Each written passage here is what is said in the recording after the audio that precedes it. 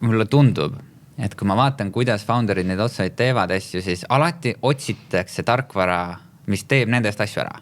Alati otsitakse lihtsaid vastuseid nagu keerulistele probleemidele, et umbes mul klient ei ole, ise midagi ei oska ega ei viitsi nagu võib-olla kätt külge panna ja telefoni tõsta, eks ju, ma leian mingi tarkvara, kui hea, see ise kogub mulle liide värksärki. Ja siis arvatakse, et kui teised tarkvarad, ja vahet ei ole, kas see on tarkvarad või inimesed, aga kui teised nagu ära teevad, siis su ülesanne on otsida need kõige õigemad tööriistad, et sina ei peaks tööd tegema. Või sina ei peaks oma nagu neid oskusi nagu siis täiendama. Mis minu meelest on nagu selline madalate standardite alguspunkt. Tere, mina olen Reet ja olete kuulamas Talent Hubi podcasti. Ja tänases episoodis on meil külas Kalev Kärpuk. Ta on ettevõtja. Ta ehitas üles mänguliste turunduskampaaniate platvormi Adakt. Ja aastaid kasvatas seda ja tema juhtimisel sai see rahvusvaheliseks. Ja tänavu kevadel, siis 2025, jõudis teekond selles mõttes lõpule, et selle ostis ära Optimove. Vastab täiesti tõele. Nii, et täna siis uurimegi seda, et kuidas see protsess võib-olla founderina algusaastatel läks, kuidas oli exit ja kuidas siis on elu pärast nii-öelda sellist exitit, et tere tulemast meie podcasti. Tere tulemast, rõõm olla siin. Nii, aga enne kui me hakkame pihta, ma tegin väikse sissejuhatuse ära, aga mis on võib-olla midagi, mida inimesed sinu kohta ei tea, mida ei loe välja LinkedInist ja mida ei ole näinud saates Anu? Hommikanuga. Hommikanuga, tõesti. Eks lõpuks LinkedIn ja kogu selline professionaalne kuvand on muidugi üks asi ja ta võib jätta mulje nagu ma oleksin selline hustler ja grinder ja kõva siia. No tegelikult ei ole, tegelikult ma olen suhteliselt ikkagi võib-olla natuke laisk, sest ma olen väga selline murevaba inimene ja väga selline, võib-olla kogu aeg on sellised sinised prillid ees või selline, inglise keeles on selline termin nagu happy go lucky. Ehk siis nagu siuke lustik ja ei ole üldse nagu pinges ja ei ole tulemustele orienteeritud kogu aeg. Ja võib-olla ei tule, ma ei tea, kui palju sealt välja tuleb, aga tegelikult suurim kirg on ikkagi sõpradega lauamänge mängida ja veidi nohik olla. Väga kihvt, mis su lemmik lauamäng on? Ma arvan, et kõige parem lauamäng on Twilight Imperium. Punkt. Lahe, aga on sul mingi sisemine põhimõte ka või kompass, mis sind on läbi elu juhtinud? Kindlasti on. Ma ei tea, kas seda saab just nagu nii-öelda põhimõtteliseks kompastiks lugeda, aga mulle väga meeldib see mõistmine maailmast, et iga päev, 1. aprill on kõige parem püha. Nagu iga päev võiks olla 1. aprill. Sest see on ainukene päev aastas, kus inimesed vaatavad uudist ja mõtlevad, et äkki ei ole nii. Äkki on mingi ting seal taga. Ja mul on nagu hästi, minu põhimõte ja asi on see, et tegelikult kõik on väga hästi, kui sa lihtsalt võtad asju rahulikult, veidi liigutad, sööd normaalselt, millegi üle liialda, väldi stressi. Inimestel ei ole rohkem vaja häkke või valemeid või spetsiaalseid dieete või spetsiaalseid mingisuguseid võtta kinni nüüd mingisugust ühest artiklist, mis sa lugesid ja kujundada kogu oma elu selle järgi, eks ju. Et olla nagu mõistlik, olla mitte naiivne ja julgeda kuidagi eksida ja see on võib-olla mu selline põhimõte. Pole mõtet nagu lahtisest uksest läbi murda on midagi, mul isa kunagi ütles. Okei, kihvt. Nii, aga nüüd me jõuame selleni, et nagu pole mõtet lahtistest ustest läbi murda, võiks käia rõõmsalt tööl, aga sa otsustasid, et igapäeva töö pole sinu jaoks, võiks ettevõtte luua. Räägi natuke sellest algusajast ka, et Ma tegelikult pean, nagu ma olen ka varasemalt öelnud, mul ei olnud kunagi plaani ega soovi ettevõtteks hakata, ega mul ei olnud kunagi soovi mingit startupid teha. Ma lihtsalt kulglesin läbi töötu nagu oleku ja siis ja siis lihtsalt, nii lihtsalt, kui seda saab öelda, lihtsalt üks asi viis teiseni. Tekkis mingisugune mõte, rääkisin oma vana kursavennaga sellest mõttest, siis me saime kohvikus kokku, hakkasime midagi justkui tegema. Ja siis see, mis me tegema hakkasin, samal ajal ma uurisin, mida teised on siis selles valdkonnas teinud, siis ma sain üldse aru, et startup'id, mingid investeeringud on mingid asjad, eks ju, rääkisin Startup Wisecase'iga, niimoodi samm maavalt, et sellist ühte teadlikut otsust või sellist eluaegset unistust, et ma nüüd hakkan suureks ettevõtjaks, pole mul kunagi olnud. Aga sa tulid töölt ära või sa juhuslikult oli selline periood, kus sa ei olnud tööl ja siis ma töötasin New Yorgis aastakese ja kui ma sealt tagasi tulin, siis ma üritasin, ma ei läinud kohe nagu CV-dega tööd otsima ja ma mõtlesin, et ma võtan selle New Yorgi kogemuse ja üritan siis mingisugust, räägin inimestele, mis sellest valdkonnast saab ja käisin erinevates nagu coworking space'ides rääkima sellest valdkonnast ja ma mõtlesin, et inimesele tegelikult päris meeldib see, mis ma räägin, et võiks seda ju nagu nii-öelda üritada karjääri sellest teha sellise konsultatiivses mõttes ja siis ma sain aru, et kui sa tahad olla nii-öelda konsultant või koolitaja, tegelikult koolitaja või selline, et tuleb välja, et sa pead hästi palju müüki tegema, sest ega tegelikult kliendid ise sind üles leiad, tee müüki. Ja see mul välja väga ei tulnud ja eks siis ma põhimõtteliselt olin nagu töötu koolitaja.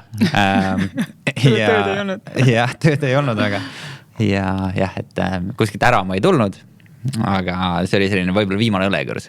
Okei, ja see kursavend, kellega siis hakkasid tegema, see sai su co-founder või kuidas see nagu läks, et ja mis hetkes see nagu said aru, et okei, enam ei olegi see nagu nokitsemine, vaid see on päriselt vist äri, et Startup Wisecase tuli sisse ja.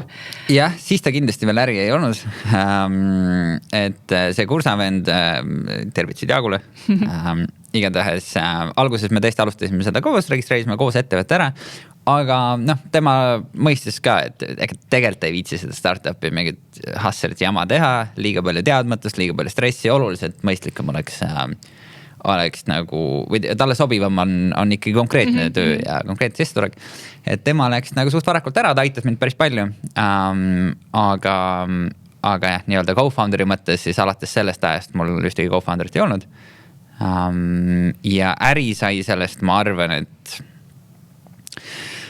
et jah, vist esimese kliendiga ta hakkab vist umbes pihta, et sa saad aru, et päriselt keegi kandis sulle meile kanti vist mingi 600 €. Keegi kandis sulle üle 600 € selle eest, mis sa oled ehitanud, siis mõtled, et on küll päris huvitav. Okay. Ja. Aga siiski sa tegelikult sa siin exit'ina seda üksinda ju ära ei teinud, et sul mingi hetk hakkas tiim tulema, et kuidas need, me lihtsalt nagu teame, need alguses sul toodet veel ei ole, võib-olla esimene see 600 € tuli üle ja natukene tekkis tunne, et äkki siin on, aga enam nagu selleks, et nüüd kuhugi järgmiseni jõuda, sul on ikkagi vaja laieneda või kui kaua sa nagu neid asju üksinda tegid või ostsid sa sisse või räägi natuke sellest ka, et tegelikult ma arvan, et see on nagu väga paljude founderite põhiküsimus on ja, et sa mingi maani sa suudad üksinda teha, aga kus siis juurde võtta, juba kallid on need inimesed, on ju? Jah, ütleme, ega meie meeskond ei läinud kunagi. Exiti momendiks oli meid 3. Okay. Mina, arendaja ja üks nii-öelda customer success manager. Okay. Meil oli periood, kui me Latitude'i võitsime 2021, siis me saime sealt esimese asjaliku investeeringu ja sealt me siis läbi oma ühistuttava võtsime ka nii-öelda Ukrainast arenduspartnerid ja nemad, sealt me saime 2 arendajat ja projektijuhi ning nemad aitasid meil kindlasti selle uue toote nagu siis valmis ehitada, aga ta on selline, oli siuke ikka nagu tavaline selline arendustöö, eks ju, pole nii-öelda arendustöö pole selles mõttes nii-öelda ettevõtte ehitamine või nagu suure, et arendajana sa võib-olla nii väga ei hooli sellest, et kuidas need kliendid sisse tulevad või mida peab üldse tegema, mida peab turundust tegema, mis iganes, et sa teed oma seda toodet, need tegid seda väga hästi. Ja ma tegelikult väga kiirelt leidsin ka teise nii-öelda arendaja meile koha peale. Et oli ka aeg, kus ma olin nagu, mul ei olnud mitte kedagi ja siis ma sain tuttavaks sellise inimesena nagu Agris, kes on meil teine arendaja, kes siiamaani, kes pani lõpuni välja. Et nüüd mul läks natuke just tunnen kaduma, aga mõte oli selles, et sellist nagu nii-öelda toetavat rolli, nii-öelda äriarenduslik rolli käis meil nii-öelda ükshaaval käisid mõned inimesed läbi. Andreas Hunt oli väga, väga suur abi meile ja nüüd Ailan on teinud väga palju, aga siis suurt tiimi meil ei ole kunagi olnud. ja see on ka üks asi, mis mulle ikka süda jookseb verd, kui ma näen, et keegi saab 200 000 investeeringu ja palkab 10 inimest endale. See on uskumatu. See on nii kallis on inimeste palkamine. Nii kallis ja nii raske ja nii palju aega läheb nende manageerimisele. Mul on nüüd, mis meil on nüüd 8 inimest. Ja ma ei suudaks ette kujutada, et ma pean ettevõtet ehitama, skaleerima, kui mul on isegi nagu 8 inimest on. Minu jaoks on nii raske, inimesed nõuavad nii palju aega, nii palju ressurssi, nii palju tähelepanu. Ja sellepärast mulle meeldiski selles mõttes põhiasju üksi teha. Et ma tean, et ma olen teen oma asja võimalikult kiiresti ja võimalikult hästi efektiivselt ära ja ei pea nii väga palju kuidagi selliste ettevõtte probleemidele, mis ei ole fokusseeritud ettevõtte kasvule, nendega ma väga palju ei pidanud tegelema. See mulle sobis see. Kas see võib sinna jääda, et sa oled nagu selline hunt kriimsilm, et sa lihtsalt oskad kõik asju teha, sest mulle tundub, et inimestel lihtsalt jääb nagu mingisugustest valdkonna know-how'dest nii palju puudu, et nad lihtsalt ei ole võimelised samal ajal nagu tegema müüki, turundama ja koodi kirjutama ja kõike veel juurde. Tulles tagasi selle juurde, et ma olen nagu ikkagi laisk, siis ma ka ei taha kõike seda asju korraga teha, mis tähendab seda, et väga palju tuleb automatiseerida ja kõige suurem sõna, kõige olulisem sõna on protsessid, kui sul on protsessid paigas ja see pole mitte midagi muud, et kui juhtub see, siis juhtub see, kui juhtub see, siis juhtub see. Protsessid on lihtsalt posu if-else lauseid, samamoodi nagu arendavuses. Ja kui sul on need paigas, sa ei pea kunagi mõtlema, mis ma nüüd peaksin tegema või kuidas. Sul on, sa tead täpselt, mis ma mõtlen, kui tuleb klient sisse, siis ma teen selle. Kui mul kliente pole, siis järelikult ma saadan need emailid, mis kanalid pidi, mul on täpselt protsessid olemas. Aga kuidas sinna jõuda? Ega kui ma ju alustasin sellega, ma siiralt ei teadnud mitte midagi. Ma ei teadnud, mis asi on convertible note equity-ga osalus. Et nad tulevad sellest, et sul on huvi, sul on aktiivne huvi. Mul on nüüd praegu probleem teha turundust. Ma tean, et Facebookis on võimalik vist neid click-through rate asju jälgida, eks ju, sa saab mingi eelarve panna, palju ma eelarvet peaks panema, ma ei tea, ma lähen uurin välja. Ja siis, kui sa, mis tulemused võiksid selle eelarve eest saada, ja siis mida need tulemused tähendab, sa lihtsalt uurid tegeled sellepärast, et see on sinu töö olla, õppida kogu aeg ja kuidagi minna kaasa sellega, et ma kunagi ei toetunud sellele, et kellelgi teisel on need teadmised olemas. Kui mul ei ole, siis järelikult õpi selgeks. Ja siis, kui sul on see selge, siis miks sul on kedagi teist vaja? Okei. Väga põnev lähenemine, et aga nagu ma aru saan, siis et sa ei saa justkui kedagi palgata, kui sul nagu basic teadmised puuduvad ka, et sealt sinna see nagu... Jah, meil oli periood, kus ma sain aru, et mul on need suured võimsad müügijuhid. Nad teavad kõike, nad saavad palkada ja müügijuhi, ta toob sulle kõik kliendid ja siis on küll elu lihtne.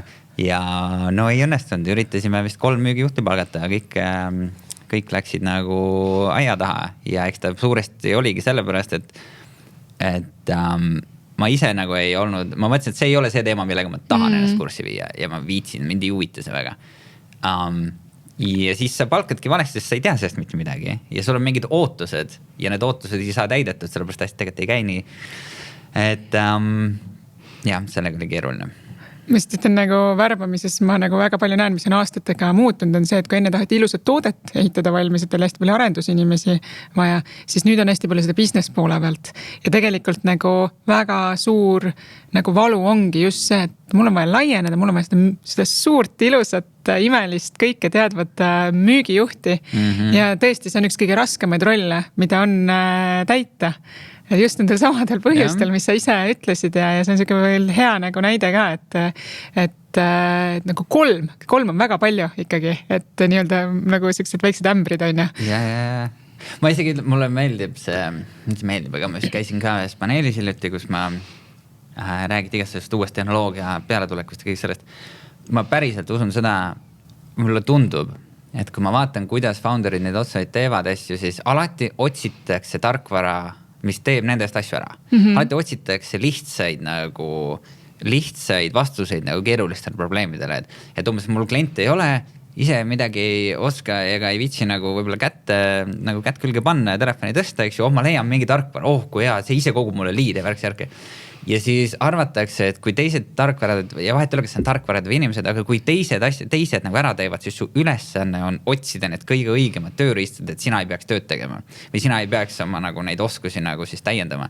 Mis minu meelest on nagu selline madalate standardite alguspunkt, et selle asemel, et minna nagu otsima tööriistu, kui sa ei julge või sa ei oska või sa ei viitsi ise seda kõike teha, ise seda enne läbi teha, kui sa lähed tööriista otsima, siis see on kuidagi selline laisk minu meelest ja see ei vii kuidagi kvaliteetsete tulemust. Ja sa just enne ütlesid, et sa oled laisk, on ja ma lihtsalt ütlen off the record siin, me rääkisime sellest, kuidas osad ütlevad, sa oled perfektsionist, aga tegelikult sul on kõrged standardid ja nüüd sa oled laisk, kõrged standardid. Kuidas sa need standardid siis paika saad? Kui ma mõtlen üldse, mis asi nagu kõrged standardid tähendab, siis minu jaoks tähendab see seda, et ma arvan, et igal inimesel on olemas, mitte igal, aga kindlasti igal founderil on olemas suutlikkus vaadata nagu hästi nagu nii-öelda suurt pilti selles mõttes, et kas saaks veel kõvem, saaks veel paremini, saaks veel suuremini, eks ju. Ja mis madalate standardite definitsioon on see, et mõeldakse üks lahendus välja ja siis inimesed, kellel on kõrgemad standardid, mõtlevad, et kas see on ikka piisavalt. Lähevad järgmise lahenduseni, kuniks alati on nagu, kuniks sa jõuad sinna maani, et okei, et see on nüüd päris see, mis ma päriselt suudaksin ära teha. Madalate standardiks sa jõuad esimese lahenduseni ja sa hakkad sellega tööle. Ja sa nagu ei kasuta seda potentsiaali mõtlemaks enne, kui sa hakkad pihta, kas äkki saaks paremini, äkki saaks veel rohkem. Ja siis mis juhtub on see, et hakatakse rabelema selle esimese sellise good enough lahendusega ja siis poole pealt tajutakse, et tegelikult saaks paremini. Ja nüüd tehakse mitut asja korraga, nüüd üritatakse nagu või nagu teha nagu sellist esimest otsust nagu natukene edasi, samal ajal üritatakse nagu juurde panna sinna mingisugust vunki, et oleks nagu suurem, siis tekib selline pudru ja kapsad. Aga minu jaoks on see fookus, et sa kõigepealt mõtled nii kaugele välja, kui sa oled, kuhu kaugele sa oled nõus committima. Et see on see lõpptulemus, mis ma arvan, ma suudaks ära teha ja sa hakkad automaatselt sellega tööle. Ja kõik need esimesed sammud, need tulevad loomulikult, aga need esimesed sammud seal ees ei ole nagu omaette eesmärgid. Et võetakse lihtsalt see eesmärk, kõlab lõpuks taandub ikka sellele klišeele, et su eesmärgid on liiga madalad. Okei. Kuule, aga sa oled nagu, sa ütlesid ka alguses, et sa oled siuke hästi nagu, võtad elu nagu lihtsalt, naudid seda. Aga sa teistpidi saad ehitanud ettevõttes. Kas kõik on lust ja lillepidu või on olnud sul selliseid nagu hetki ka, et mõtled, täitsa pekkis? Jah, ma olen kindlasti õnnelik selle koha pealt, et võrreldes väga paljude teiste asutajatega ei ole ma sellist nagu korralikku läbipõlemist nagu kogenud. Muidugi on olnud väga raskeid aegu. Ja on olnud nii igiverd ja pisaraid, aga sellist nagu, võib-olla kui midagi tuleb meelde, siis on ikkagi see päev, kui ma teadsin, et meil on pangas on mingi 20 000 eurot ja umbes nädala aja pärast me peame circa 30 000 välja maksma. Ma ei mäleta enam täpselt numbrid.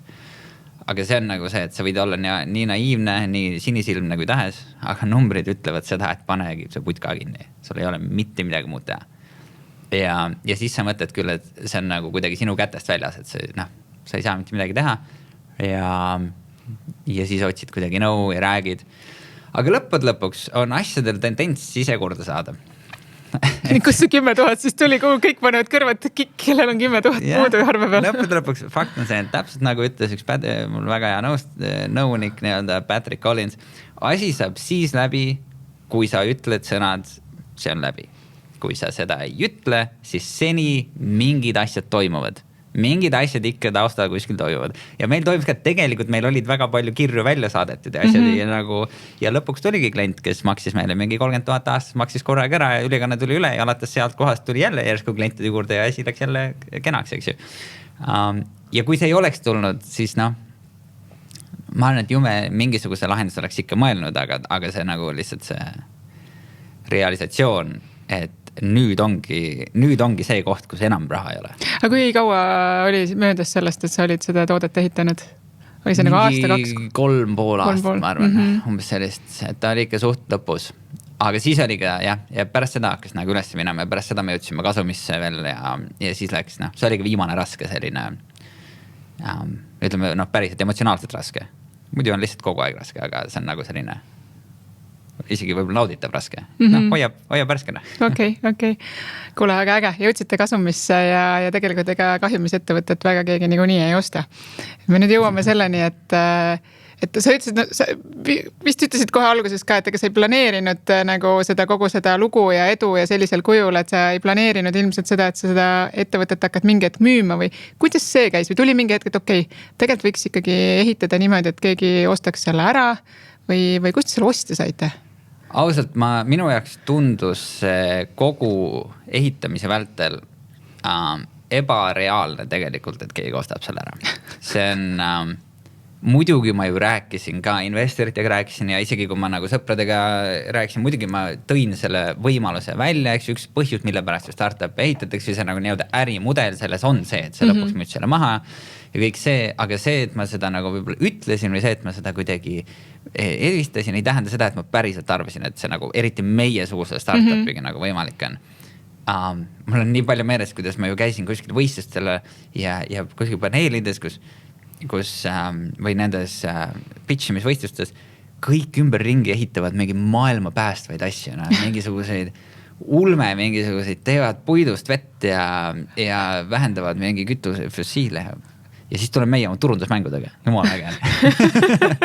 Igatahes. Et see tuli jah õhust üks ettevõte ja pärast seda maksin tegelikult, kui see ettevõte meile lähenes ja selgitas, et nad päriselt otsivad sellist tarkvara. Ja siis ma sain aru, et selles valdkonnas otsivad kõik tema konkurendid ka seda tarkvara. Et siis avanes mingi täiesti uus laegas, millest ma ei teadnudki. Ja ma ei oleks, see on umbes, et kas ei teinud siis piisavalt palju uuringut enne. Ma ei oleks kunagi jõudnud selle arusaamani, sest see vajadus oli nii spetsiifiline, nii nišš, aga hästi paljud ettevõtted kaotavad aktiivseid kliente, sest neil ei ole meie sugust lahendust. Ja siis ta lõpuks ta kirjutas ja siis hakkas... Tuligi lihtsalt e-mail lihtsalt mingi info, et takt.me. Kui see on sellised e-mailid, tegelikult tuleb päris palju, ma kunagi ei vastanud nendele. Esialgu vastasin, siis ma sain aru, et mul on kuidagi hästi selline eestlaslik nagu kaitserefleks, kui keegi tuleb nagu mingisuguse asjaga, mida see üritab müüa mulle. Aga seal see konkreetne case oli ainukene, mis oli erinev sellepärast, et see kirjutas otse selle ettevõtte CEO, kirjutas mulle selle LinkedIn in-maili ja siis mingisugune 7 tundi hiljem öösel saatis mulle sõbrakutse ja siis kirjutas note'i, aga need 2 kirja olid erinevad. Ehk siis ma sain aru, et okei, see ei ole automatsioon ja see on nagu piisavalt suur ajavahemik ja nagu okei, mis sa nüüd üritad.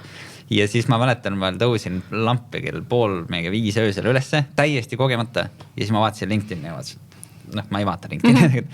Ja siis ma mõtlesin, et fine, et ma siis vastan sulle, panime koosoleku, rääkisime, ma arvan, nädal aega iga päev 2 tundi maast ilmast.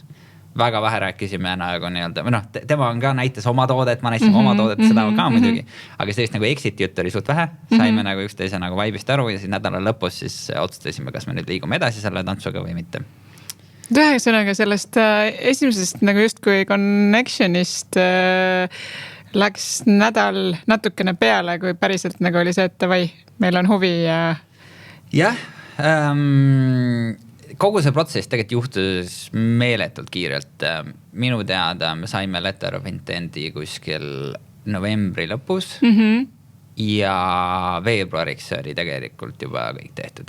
Veebruari keskel oli juba kõik lepingud allpäimselt. Et arvestades, et see on jõulud aastavahetus ka seal vahepeal, et siis põhimõtteliselt sellist aktiivset tööd oli seal 1,5–2 kuud, kuniks kõik sai tehtud.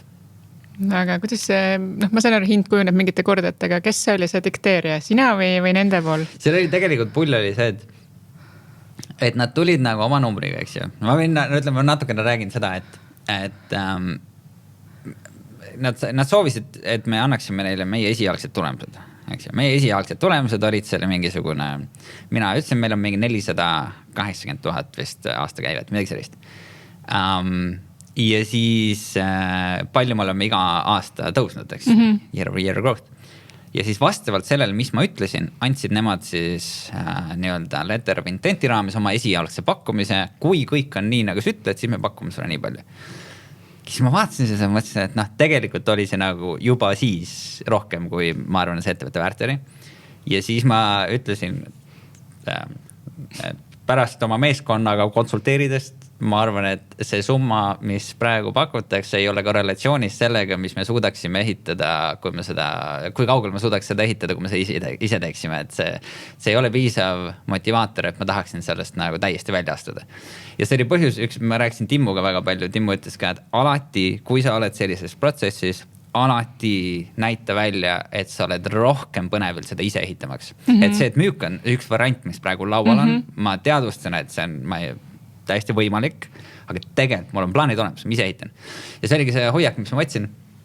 Ja eks ma saatsin talle tagasi, pakkusin oma numbrid, mis olid kõrgemad. Ja siis ta paljudega oli nõus ja siis me läksime sinna due diligence'i. Long story short, kui mina ütlesin, et meie käive oli seal 480,000 ja aastast aastasse kasv oli 60%, siis pärast kõike seda tantsu nemad tulid tagasi, ütlesid, et meie aastakäive on 280,000 ja 1% year-over-year growth'i ja lõpptulemus, mis nad pakkusid, oli parem kui esialgne. Ehk siis ma ütlen, et see on tõesti nagu ajuvaba tehing. No, palju õnne sulle selle tehingu puhul ja palju sarnaseid tehinguid meie kuulajatele. Aga võib-olla see protsess, kas see oli sinu jaoks nagu, et keegi tuli sisse, tegi seda, sa olid kuskil nagu kaugel või palju see tegelikult sinu enda aega ja ajuressurssi võttis või kuidas see üldse nagu ma tunnen kõigile kaasa, kes seda hakkavad tegema. See on vaieldamatult kõige raskem asi, mis ma nagu oma elus teinud olen nagu professionaalsel tasemel. Mul ei olnud, ma mäletan, meil ei olnud ju, meil oli raamatupidaja, eks ju, aga ma ei tea, finantsi maailm, ma ei tea mitte midagi. Esimese pauguga tuli meil, ma ei mäleta, kui palju seal mingisugune, ma võin eksida, aga minust on 300 küsimust, eks ju, vastanud kõigile ära. Täiesti, ja nüüd tulevad ju mulle, eks ju. Mis ma nüüd teen sellega paberiga? Siis hakkasin minema raamatupidaja juurde ja küsima talt mingeid asju. Ja siis ta lõpuks ütles suht kiirelt, et kas sa saad aru, et ma ei ole mingi finantsnõunik, mul raamatupidaja. ma ei tea, nagu mul ei ole seda infot, eks ju. Sama, meil ei olnud nagu oma nagu sellist nagu sisse sündinud legal meeskonda. Ja lõpuks ma hakkasin muidugi ühe partneriga koostööd tegema. Aga seda, et keegi sinu eest nagu asju ära teeb, vähemalt meie puhul ei olnud. Abi väga palju kuskilt küsida ei olnud. Et väga palju pidi ise tegema, aga ausalt öeldes ma ikka tegin nagu ka eriti kui rääkida finantsidest, siis ma tegin niimoodi, et kõik numbrid ja kõik asjad, mis ma ütlesin, kuna seal oli, nende poolt oli vastus 2 suurt, neil oli see KPMG ja mingisugune suur legal firm, eks ju, kes teevad ikka põhjalikult, see vahet ei ole, kes vastavad Instagrami või vastavad sind. Ja siis ma mõtlesin, et ma teen nii hästi, kui ma oskan ja siis saadan neile ära, sellepärast, et see ei ole minu vastutada, et asjad peavad nagu seal täpselt nii olema näidatud, kuidas nad tahavad, las nad ise mõtlevad välja. Las nad ise võtavad mu numbrid ja üritavad sellest aru saada. Ja siis vastavalt sellele, kuidas nad aru saavad, siis ma jälle vaatan, et ütlen, et sorry, ma ei teadnud, et nii tuleb teha. Ehk siis ma olin nagu väga selline, et lasin nendel hästi palju tööd ära teha. Aga üldiselt jah, ega ta on väga ebameeldiv kogemus. Väga raske on. Aga nüüd sellest tulemusest, et kas sa võid natukene jagada ka, et nii palju ma ju tean, et sa tegelikult ei ole sellest ettevõttest väljas, sa oled tegelikult nagu veel rohkemgi sees, on ju. Et võib-olla kuidas see deal siis lõpuks kujunes ja millest selline otsus, et mingi raha ilmselt kontole on ju, et võib-olla natuke sellest ka. No lihtsalt võib-olla me sellepärast räägin, et kui mingid founderid kuulevad ja mõtlevad, et kuidas sellised struktuurid võiksid olla, nad võiksid oma nagu valuationid asju hinnata. Meie puhul oli ta niimoodi, et mitte valuationid hinnata, aga näha, kuidas siis pärast standardite järgi see asi töötab. Meie puhul oli ta niimoodi, et 80% sellest ostusummast founderitele tuli cash'is ja 20% tuli uue ettevõtte osaluses. See on pigem väga hea tasakaal, on oluliselt suuremaid, ütleme, kui see alguses nad pakkusid 40% osaluses, aga sellega ma ei olnud ka nagu nõus, sest lõpuks sul on vaja, mul oli vaja, et see raha osa, mis kätte oleks niimoodi, et lõpuks, kas ta nüüd rohkem või vähem natukene väga vahet ei ole. Aga see esialgne payout oli nagu selline, mis oli nagu oluline. Ja siis vastavalt sellele, mis ma arvasin on nagu fair, vastavalt sellele ma muutsin seda nii osalusprotsenti. Aga igatahes 80% oli cash'is, 20% oli osaluses, millest 50% maksti siis, pool maksti kohe välja. Ja siis 4% makstakse aasta aega pärast tehingut ja 4% makstakse teine aasta pärast tehingut. Lisaks sellele on seal juures ja need väljamaksed ei ole seotud mitte mingisugust, need väljamaksed ei ole seotud mitte mingisugust tulemustega, saavutustega, need on lihtsalt faktilised. Seni kuni sa töötad, seni saad. Ja lisaks sellele on ka 2 aastat siis kokku, commitment. Ja lisaks sellele on ka siis nii-öelda milestone'id, et kui sa töötad ja sa teed veel häid tulemusi ka, et siis on boonused, mis lähevad nii sulle kui ka investoritele, esialgsetele investoritele. Et lõpuks ta tuleb ikkagi, ütleme, kui kõik nagu korralikult ära teha, tuleb ta ikkagi nagu selline madal 8-kohaline, mis on nagu väga, väga nagu tubli saavutus minu meelest sellise väikese käivaga ettevõttele. Aga isegi kui kõik need nii-öelda milestone'id asjad ära ei tule, siis ma arvan, et kõik investorid võivad ka rahule jääda, et väga kihvt. Ja. Ma palun küsin, et kas kuidagi nagu, nüüd on sellest kohe varsti sa ütlesid veebruaris tegelikult oli nagu asjad juba põhimõtteliselt tehtud, et kui varsti saab juba aasta täis, et kas see on midagi sinu nii-öelda identiteedis nagu muutnud ka või oled sa saad nagu korra maha, nagu istuda maha ja mõelda ka kogu selle protsessi peale või sama rongiga edasi? Ja ütleme nii, et tegelikult praegusest ma olen nagu mentaalselt ikkagi välja astunud selles mõttes, et see viimased 1,5 aastat, mis nüüd alles on minu jaoks selline nii-öelda auring. Et ma teen nii hästi, kui ma oskan. Ja see on mulle oluline, et see tulemus, mis me praegu teeme, toode, mis me neile ehitame, oleks nii hea kui võimalik. Aga ma ei võta seda, see on selline cool down period. Ma võtan rahulikult, teen asjad ära ja tõenäoliselt siis ka nagu võib-olla edasi sellega ei tööta. Ma arvan, et siiamaani aasta aeg hiljem, ma arvan, et kui mitte nüüd enam võib-olla kord päevas, aga vähemalt ütleme 5 korda nädalas, kindlasti ma leian ikka mõtlemas korraks, et nagu tegelikult on ikka absurdne. Et ikka näpistad ise ennast, et see on päris. Tegelikult on nagu naljakas jah, et mul on selles mõttes nagu niimoodi kohale otseselt, ma ei tea, kas see on õige öelda, kohale pole jõudnud, aga kuidagi veider on. Aga jah, ma ikka mõtlen selle peale, et veider. Sest lihtsalt meie nii-öelda taaskohtumine oligi kunagi kevadel, kus sa helistasid, mulle mäletan seda kõne hästi, helistasid üliõnnelik Kalev. Et tal on lõpuks raha, et ma saan lõpuks endale värvata inimesi, keda mul päriselt vaja on.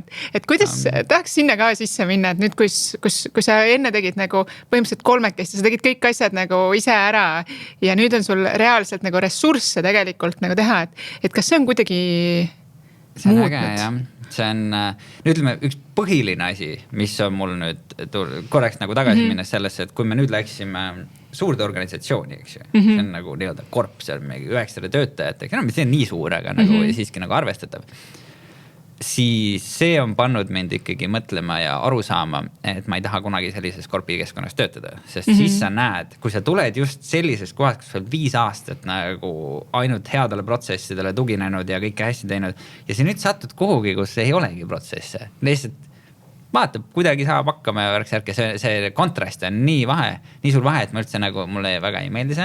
Ja siis ma olen võtnud seisukoha, kus kõik need töötajad, kellega ma ka teie abiga leidsime ja nüüd, kes on veel nagu mõned juurde tulnud, et ma võtan seda kui eraldi väikest nagu startupi selles suures asja sees.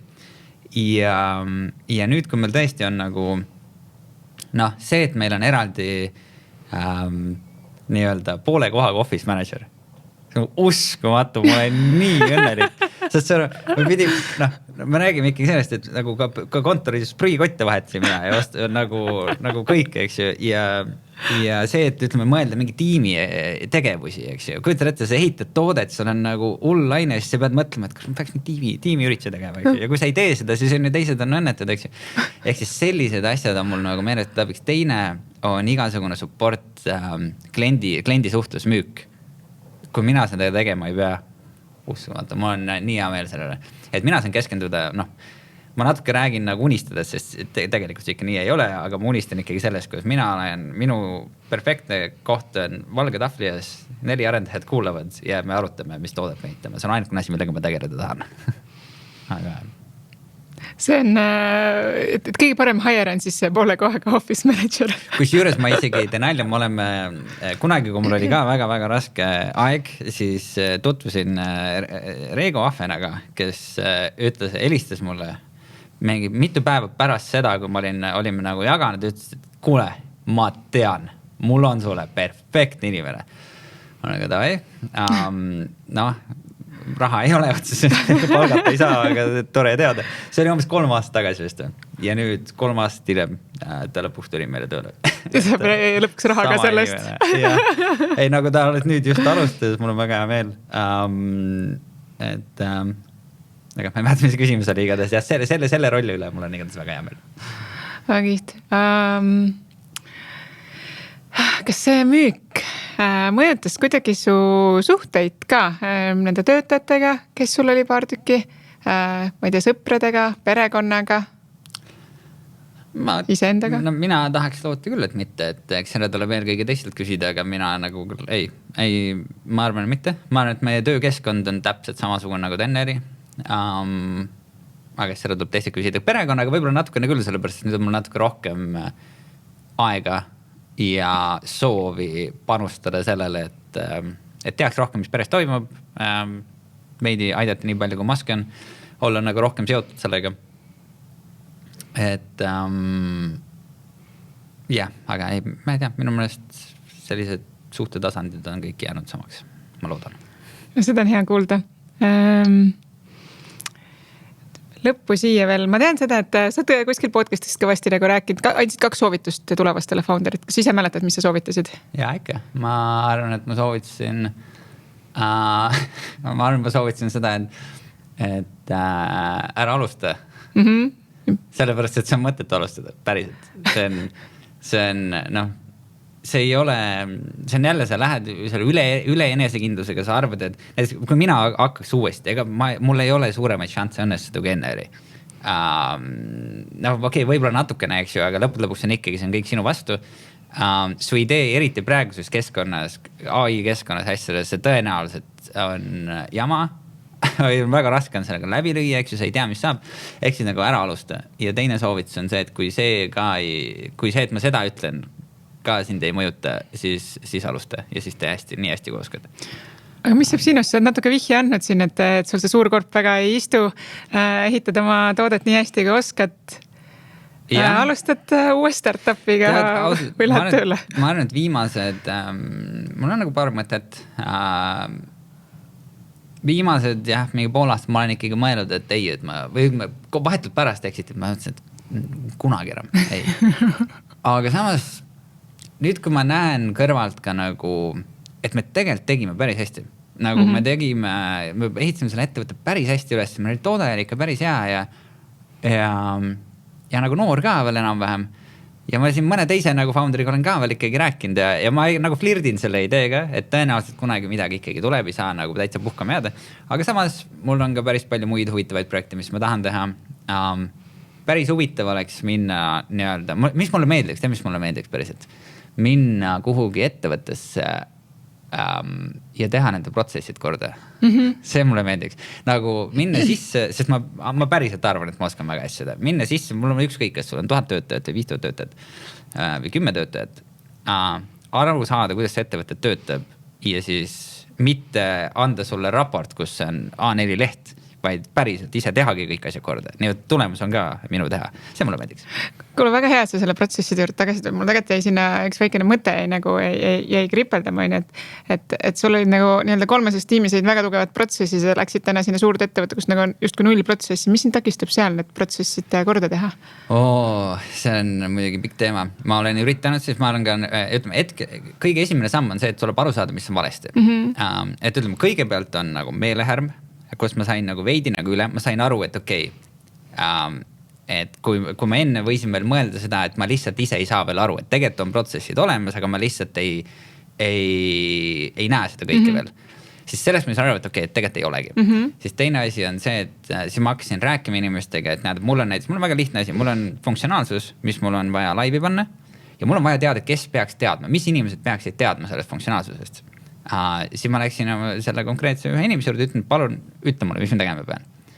Ja siis vastus on see, et ta andis mulle lõpuks umbes 12 erinevat Slacki kanalit, kus tuleb igast ühte eraldi kirjutada, eks. Ja inimesed on erinevad ka igas kanalis, erinevad, mõnes kattuvad ja mis iganes.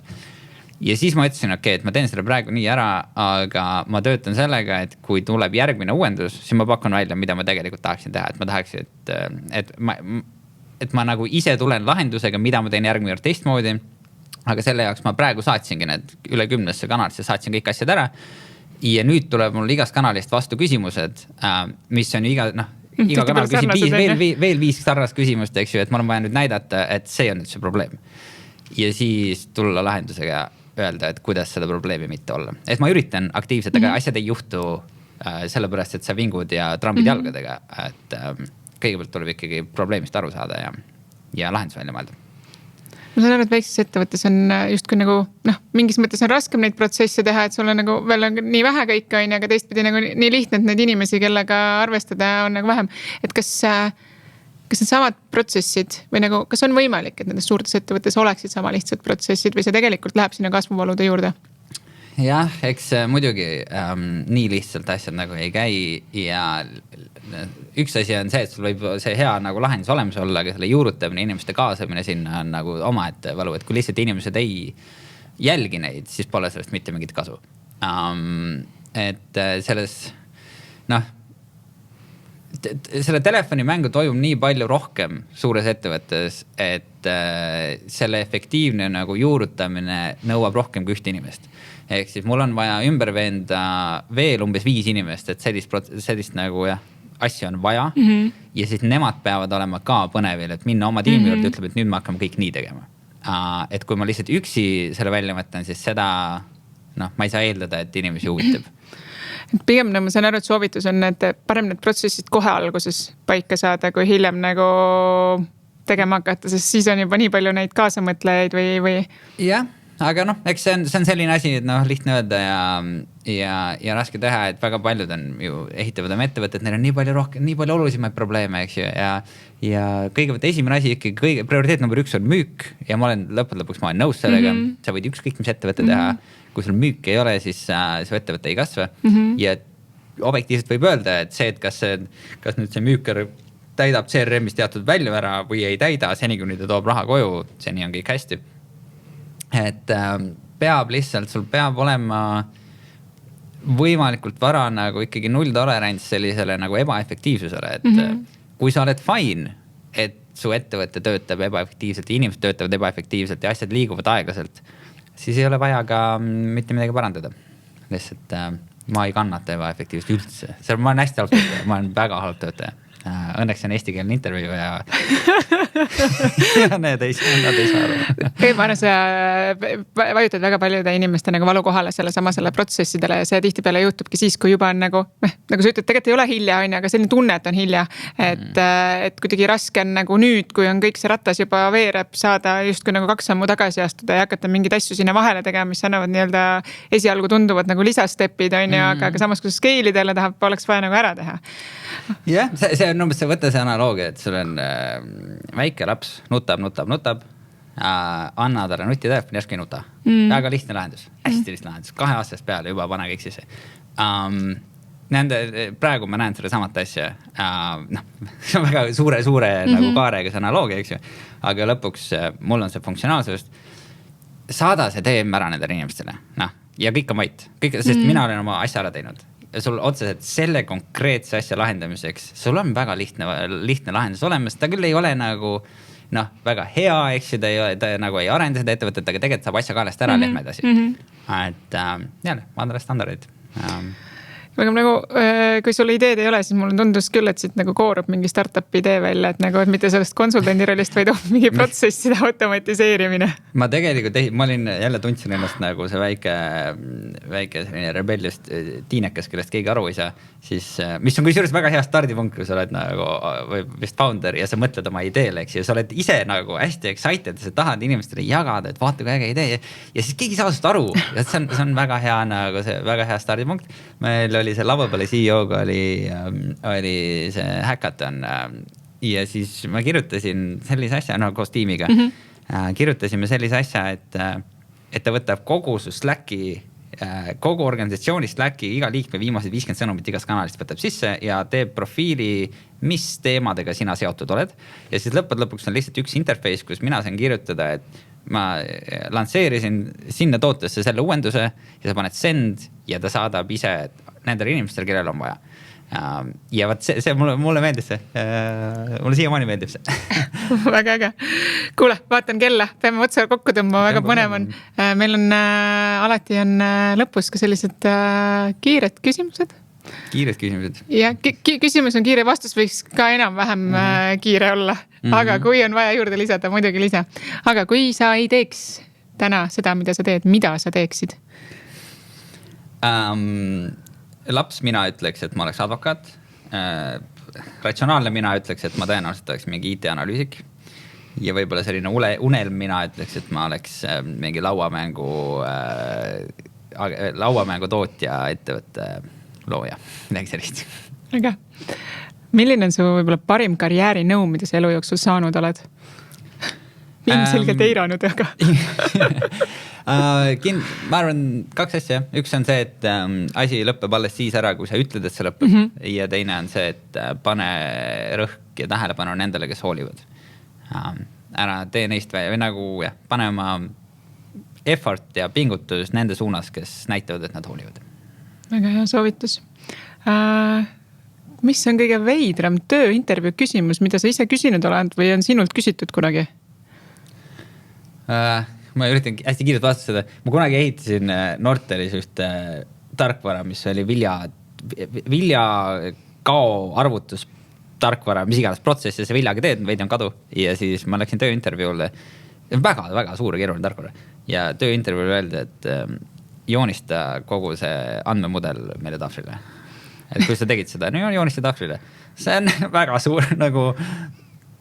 mitu tundi veel aega on. Ja siis ma läksin veidi lukku, ega ma ei oska, ma ei tea, kus alustada, sest see tundub nii absurdne küsimus, aga ma ei saanud tööle sinna.